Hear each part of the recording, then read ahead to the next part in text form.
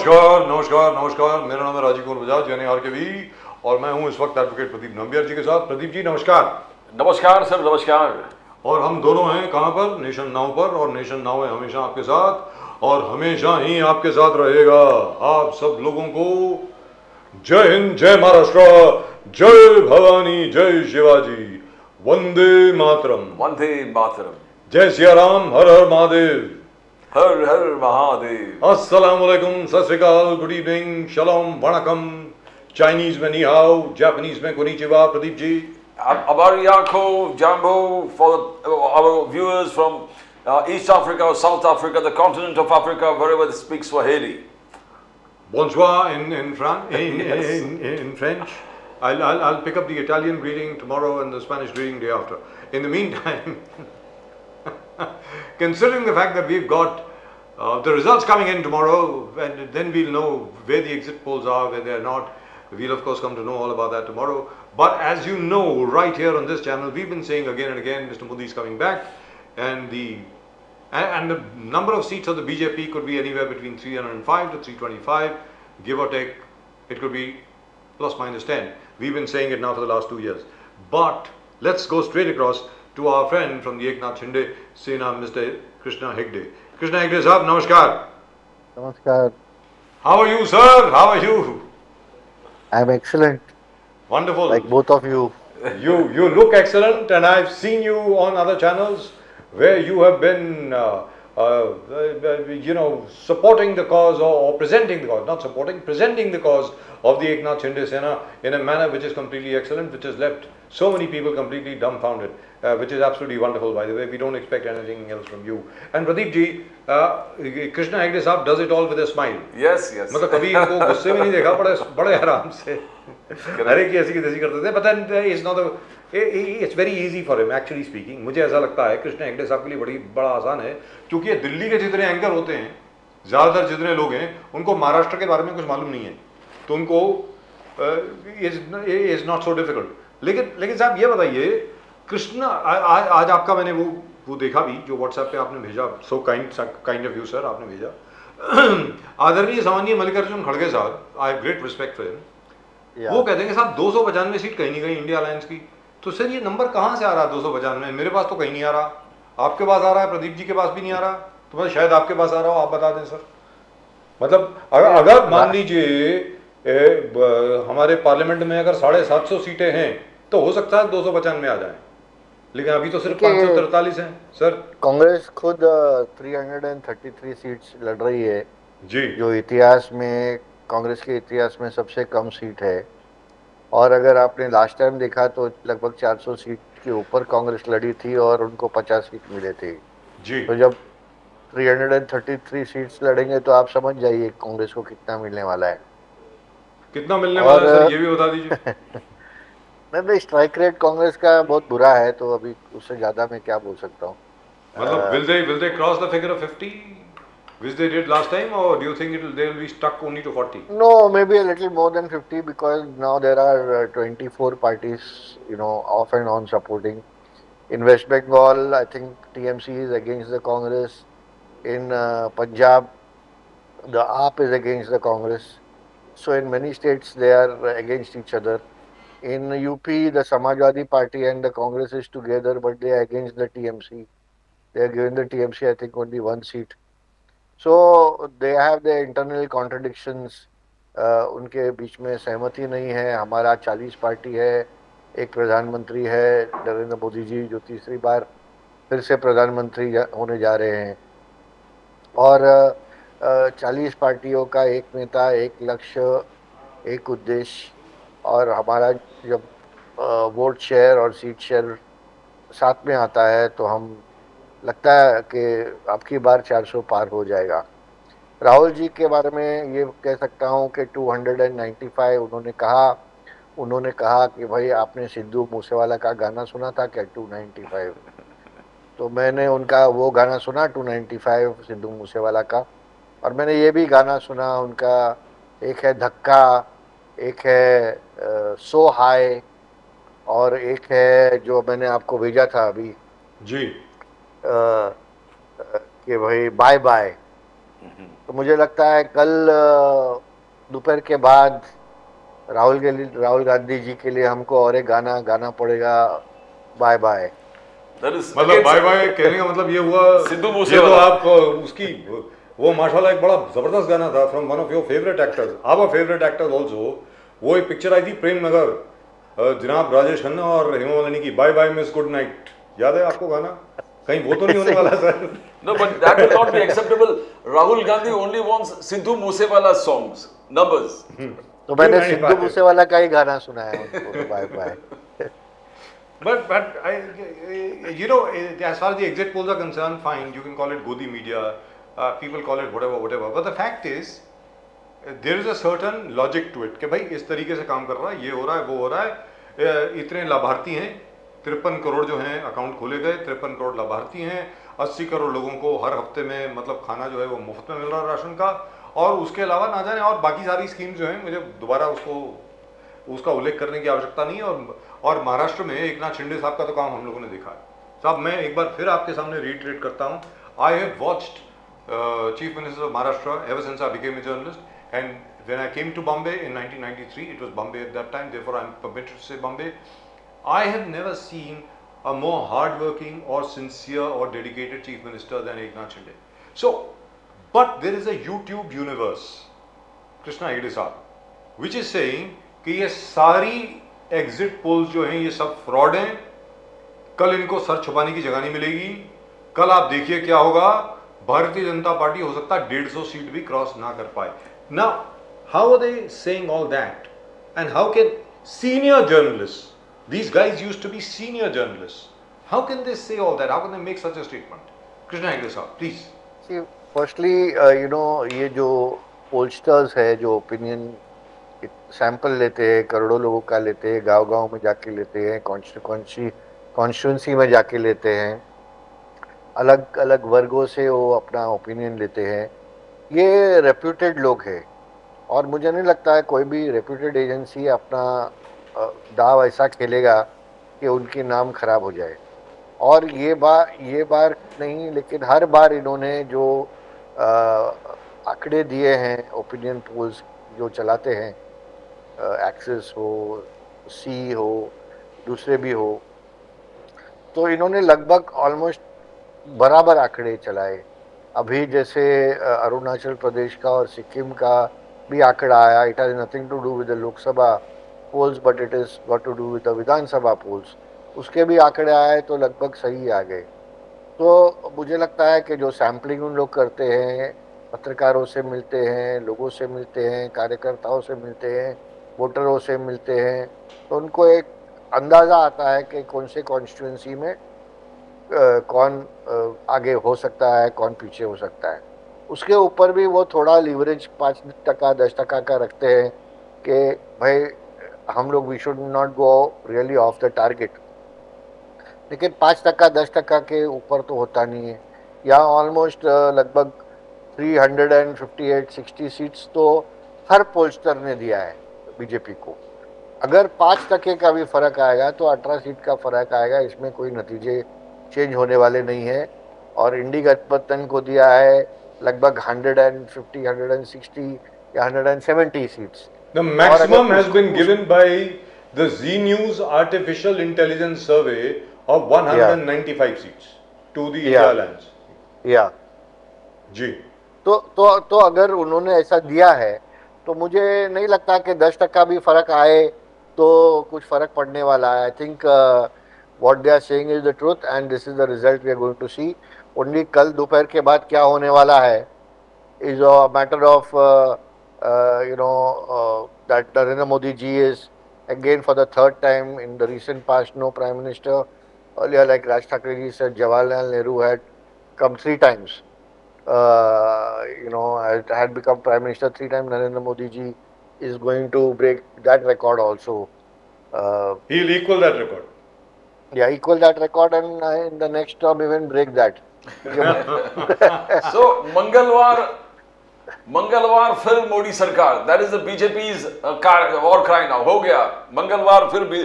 But Sonia Gandhi differs. Sonia Gandhi says that this exit polls का ठीक opposite results आने वाला है। The Congress is going to win. The NDA means India Alliance is going to win. That is what Sonia Gandhi says. Jairam Ramesh आगे जाकर 2 कदम आगे जाकर बोल रहे कि home minister Amit Shah ji has called up 150 DMs, district magistrates, and asked them into aid in the rigging process. They want to rig the elections. That's what he said. That how we election commission issued notice and he asked for 1 week's time. They said no, you have to give a reply today by 7 p.m. Now how do you see? कैसे आप देखते हो इतना विरोध प्रकट करना इसे कि if they fancy the chances or they're just finding a way that अगर ऐसा हो गया तो हम लोग क्या करेंगे? How do you see Sonia Gandhi's remarks and Jairam Ramesh remark? कल दोपहर के बाद और एक रिमार्क आप सुनेंगे कि ईवीएम वाज रिग्ड। Yes. तो ये तीसरा रिमार्क भी आपको कल दोपहर के बाद सुनाई देगा, क्योंकि मरता क्या नहीं करता ऐसा स्टोरी है कि अभी उनको पोलस्टर बराबर नहीं लग रहे, ओपिनियन के लोग बराबर नहीं लग रहे, इलेक्शन कमीशन बराबर नहीं लग रहे, ईवीएम उनको पसंद नहीं है। अभी क्या बोलेंगे इनके बारे में? अभी जयराम रमेश जी बोल रहे हैं 150-150 डिस्ट्रिक्ट मैजिस्ट्रेट्स को फोन किया। अरे वो फोन टैपिंग कर रहे हैं क्या? उनको कैसे पता कि 150 लोगों को फोन किया? सर और 150 लोगों को फोन करने में कितना टाइम जाएगा सर? एटलीस्ट 2 मिनट तो बात करेंगे ना एक एक डीएम से। मतलब 300 के 400 मिनट अमित शाह जी ने सिर्फ डीएम से बात करी क्या? 400 मिनट 400 मिनट्स मतलब I just want to know. नहीं, मैं आई डोंट नो कभी वो क्या बोलते हैं। अभी उन्होंने, मैंने देखा उनका आईएनसी का प्रेस कॉन्फ्रेंस, जो सभी स्टेट लीडरों को और स्टेट प्रेसिडेंट को उन्होंने साथ में करके एक जूम कॉल किया। आपको कितना सीट मिलने वाला है, आपको कितना सीट मिल रहा है? अरे भाई, कांग्रेस का कौन सा लीडर बोलेगा कि हमको सीट नहीं मिल रहा है? सब लोग तो बोलेंगे सब सीट हम लोग जीतेंगे। तो उसका आंकड़ा पकड़ के अगर आप बताएं कि हमको 295 मिल रहा है, आपको तो उनका आंकड़ा पकड़ के 543 बोलना चाहिए था। तो ये सब बोल रहे हैं हम ये जीत रहे, हम वो भी जीत रहे, हम सब कुछ जीत रहे। हेगड़े साहब, आपने कहा कि कल 3 बजे के बाद रिजल्ट के बाद कहेंगे कि बट ऑलरेडी दिग्विजय सिंह ने कहा, दिग्विजय सिंह ने ऑलरेडी बोल दिया कि अगर 300 पार करता है BJP, if BJP goes more than 300, I am telling you the EVM has been rigged. So they have already kept the clock, set the meter. 300 पार यानी EVM is rigged. And you know we had a Congress leader in Amravati, Yashomati Thakur. She said that Amravati has to go with the India Alliance. If Navneet Rana wins over there, there will be a civil war. Yani, what are we looking at? Are we looking at agitations that are going to come? Because हमने ये भी देखा Article 370 को खून की नदियां बहेगी. When Ram Mandir was constructed again, they said खून की नदियां सब जगह, हर गली में ये होगा वो होगा. Now they saying talking about civil war. Yashomati Thakur, Ram मंदिर भी हमारे सामने है, उसका निर्माण हुआ है और कोई खून की नदी नहीं भाई। और मुझे लगता है कि हिंदू, मुस्लिम, सिख, ईसाई सभी धर्म के लोग राम मंदिर और राम को पूजते हैं। इसी तरह आर्टिकल 370 भी हुआ, एक भी खून का कतरा इनोसेंट आदमी का बहा नहीं। और मैंने रिसेंटली वो मूवी भी देखी आर्टिकल 370, बहुत अच्छी तरह से उन्होंने एक्सप्लेन किया कि उन्होंने क्या किया वहाँ पर। तो ये खाली बोलने की बात है कि खून की नदियाँ बहेगी और ये हम एक डेमोक्रेसी में रहते हैं। पहले तो इलेक्टेड रिप्रेजेंटेटिव्स को ऐसे बात ही नहीं करना चाहिए। अब कल दोपहर तक आपको पता चलेगा 2 बजे तक कि भैया आप कहाँ हो, दूसरे कहाँ हैं। उसके बाद कमेंट करते तो I think that would have been wiser. But Digvijaya Singh already passed a remark, 300 पार हो गए तो इसका मतलब है EVM has already been rigged. तो व्हाट इज ये संकेत? क्या वो संकेत दे रहा पूरा काडर को, कांग्रेस के काडर को, तैयार हो जाओ? How do you see that? No, they are already accepting defeat, and they are accepting defeat by a huge margin. That is what Digvijay Singh ji has already said. I would take it only till there. उसके बाद मुझे नहीं लगता कुछ संकेत है उसमें। वो बोल रहे हैं कि भाई 300 के ऊपर जा रहे और हम लोग बुरी तरह से तीसरी बार फिर से हार रहे। लेकिन सर आप ये बताइए कि जहाँ तक कि कांग्रेस का सवाल है, तो कांग्रेस का खुद का सवाल है, एटलीस्ट 60-70 सीटें तो आएंगी कि नहीं आएंगी इस बार? मतलब आपको क्या लग रहा है? लगभग आपका अंदाजा जो है वो परफेक्ट है। मुझे भी लगता है उतना ही आएगा जी, क्योंकि अभी कोई स्टेट्स में दूसरे लोगों का भी उनको सपोर्ट मिल रहा है, इसके लिए 50 से ऊपर आएगा। नहीं तो ये बार तो मुझे नहीं लगता कि अगर कांग्रेस अकेला लड़ती तो 50 भी आता। What about Maharashtra sir? Maharashtra के अंदर जितने भी एग्जिट पोल्स हैं वो दिखा रहे हैं कि यहाँ पर India alliance is doing better. than in other states. Yeah, then in other states, yes, they may be doing better, but I still think that we will touch the 40 mark. वो 8 seats में से शायद उनको कुछ seat मिल जाए, लेकिन इतना तो हमको 40 तक तो हमको मिलेगा. Now if you see, I can't hear you. I can hear you. Yes. Yes, I can hear you now, sir. All Sir, it's a conspiracy. People didn't want this show to go on air. I'm really telling you. because you spoke in so many languages, they got little Yes. insecure. Yes, they thought since this was going all over the world, you know, konnichiwa in Japanese and ni hao in Chinese and whatever Pradeep ji says in Swahili. Africa. I wish I could talk like him, but then that's fantastic. लेकिन sir आप ये बताएं, अभी आप जो हम last में बात कर रहे थे महाराष्ट्र के बारे में जिस तरीके से जितने भी एग्जिट पोल्स हैं वो दिखा रहे हैं कि महाराष्ट्र में जरा स्थिति एनडीए की थोड़ी सी नाजुक है, ऊपर नीचे है थोड़ी सी, as compare to other states जहां पर वो स्वीप कर रहे हैं. तो यहां पर स्वीप क्यों नहीं कर रहे according to the exit polls? नहीं, मुझे नहीं लगता कि ऐसा है, लेकिन अगर फिर भी हम सोचे कि एग्जिट पोल सही होगा, एक तो मुझे लगता है कि, और मैं जानता हूं कि हमको 40 सीट तो मिलेगी आउट ऑफ 48. जी 40 और 48 में- वाओ. या और 38 तो मैं लोएस्ट पकड़ता हूँ. लेकिन अगर हमने ये भी पकड़ा कि एग्जिट पोल के हिसाब से हम लोग को बिटवीन 26 सीट्स एंड 32 सीट्स मिल रहा है सपोज, तो ये बात बहुत सोचने वाली बात है कि अगर एकनाथ शिंदे जी बीजेपी के साथ नहीं होते और अजित दादा पवार बीजेपी के साथ नहीं होते तो फिर क्या रिजल्ट होता अगर ये दोनों अपने अपने पार्टी में ही होते.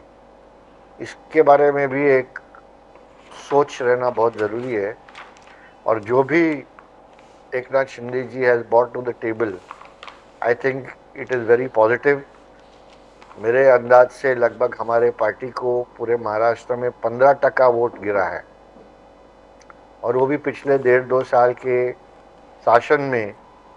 अगर आप देखें तो हम शिवसेना है, अगर आप देखें तो हम साल 1.5-2 साल से सत्ते में हैं, और ये इतना वोट शेयर हम अभी इतना जल्दी लेना भी अपने में एक बहुत बड़ी बात है. क्योंकि बहुत सारे पार्टीज़, शरद पवार साहब की पार्टी हो या फिर दूसरे पार्टीज़ हो, जो 15 साल से हैं, 20 साल से हैं, 25 साल से हैं, उन्होंने भी इतना वोट शेयर अपने पहले इलेक्शन में नहीं लिया होगा. जी तो मुझे लगता है कि I think Eknath Shinde ji has prove to be a mass leader, और उनके एक व्यक्ति के वजह से और उनके लीडरशिप के वजह से हमारे पार्टी को इतना percentage of what are you saying, Hegde साहब, is perfectly right, because चुनाव जब आने से पहले when United Sena, United Sharad Pawar group, they were having a vote share of more than 48 to 50%, और ये क्लीन स्वीप हो जाता था उनका. It was MVA would have बिल्कुल. clean sweep. उससे भी ज़्यादा होता, मोर देन 50% ऑल्सो. उनका तो 60-65% होता तभी, और वो तो एकदम ही क्लीन स्वीप होता. और लेकिन हम लोग ने जो बगावत की, उठाव किया, अपराइजिंग किया, उसके वजह से, वो भी आइडियोलॉजी के लिए, वोट या सत्ते के लिए नहीं, जो बाला साहेब के आइडियोलॉजी को प्रोटेक्ट करने के लिए, हिंदुत्व के आइडियोलॉजी को प्रोटेक्ट करने के लिए जो अपराइजिंग एकनाथ शिंदे जी ने की, उसके वजह से मुझे लगता है कि ये पूरा पिक्चर महाराष्ट्र में चेंज हुआ. नहीं तो इससे भी मुझे लगता है कि एक बहुत सोचने वाली पिक्चर होती. आज हम कॉन्फिडेंस से फिर भी कह सकते हैं कि हमको 38 से 40 सीट्स मिलने वाली है महायुति को, और आने वाले दिनों में राज ठाकरे जी भी एक्टिवली हमारे साथ है. तो हमको जो मराठी मानुस का वोट है, जो हिंदुत्व का वोट है, जो एकनाथ शिंदे जी की वजह से अलग जो प्रांत के लोग महाराष्ट्र में आके बसे हैं, उनका भी वोट है, सभी वोट हमको मिलेंगे. उद्धव जी को अभी कांग्रेस का वोट ज़्यादा मिल रहा है. ये जो मुस्लिम वोट फैक्टर है वो कांग्रेस से टूटकर उद्धव जी के पास गई है, और ये उद्धव जी के लिए नहीं, कांग्रेस के लिए चिंता है ये इलेक्शन का रिजल्ट. तो कृष्णा हेगड़े साहब, कहने का मतलब ये हुआ कि इस रिजल्ट के बाद जिस प्रकार जो अभी समीकरण दिख रहा है, लगता ऐसा है कि हो सकता है कि उद्धव जी की ज्यादा सीटें आएंगी कांग्रेस से, अगर सामने का अगर अलायंस देखा जाए तो। देखिए, तो कांग्रेस उसके बाद तो कांग्रेस क्या लोकसभा करेगी? में, कांग्रेस तो महाराष्ट्र में वैसे ही खत्म थी लोकसभा में। मैं नहीं बोलता हूँ कि विधानसभा में खत्म थी, लेकिन लोकसभा में खत्म थी। उनके पास 2014 में एक भी लोकसभा के सांसद नहीं आए, नहीं, दो आए, एक अपने अशोक चौहान जी और राजीव सातव, ये दोनों आए 2014 में। जी। उसके बाद 2019 में एक एक आए, बालू धनोरकर, वो भी गलती जो से गुजर गए। सर, वो भी हाँ, गलती से जो है। गुजर गए। जी। और ये बार अभी दो और एक होने के बाद अभी कितना आएंगे आप ही सोच लो। लास्ट टाइम उनके जो लोकसभा कैंडिडेट है वो भी नहीं इलेक्शन में खड़े हुए। उतना बुरा हालत है कांग्रेस का महाराष्ट्र में लोकसभा में। तो सर, आपके मुताबिक जो एग्जिट पोल्स बाकी देश के बारे में बिल्कुल एक्यूरेट हैं, वो महाराष्ट्र के बारे में इतने एक्यूरेट नहीं है, कहने का मतलब ये हुआ? नहीं, थोड़ा प्लस और माइनस होगा जरूर। मैंने एग्जिट पोल को भी दोष नहीं देता हूँ, थोड़ा प्लस और माइनस होगा जरूर।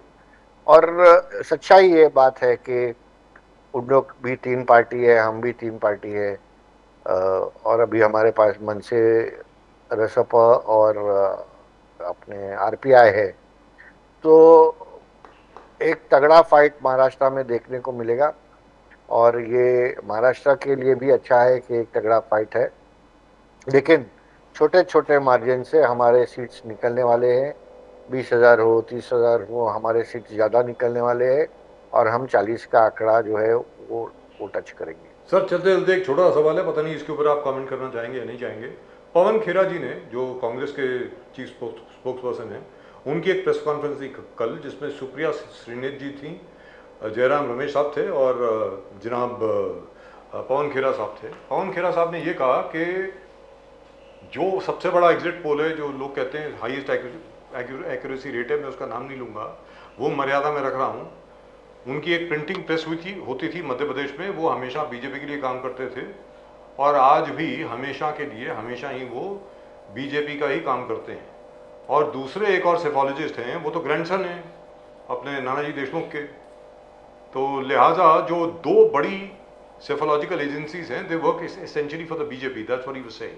Now would you care to comment on that sir, Krishna Hegde sir? देखिए, सुप्रिया श्रीनेत जी ने क्या स्टेटमेंट दिया है इलेक्शन के पहले आपने देखा है। सैम पिट्रोडा ने क्या स्टेटमेंट दिया रेशियल डिस्क्रिमिनेशन के बारे में और इनहेरिटेंस टैक्स के बारे में, आपने सुना है। तो ये बहुत क्लियर है कि कांग्रेस आम आदमी या गरीब आदमियों के खिलाफ है, सनातन के खिलाफ है, राम मंदिर के खिलाफ है, हिंदू धर्म के खिलाफ है। और पवन खेरा क्या कहते हैं मुझे इतना फ़र्क पड़ता नहीं, मुझे नहीं लगता कोई उनको सीरियसली इतना लेता है।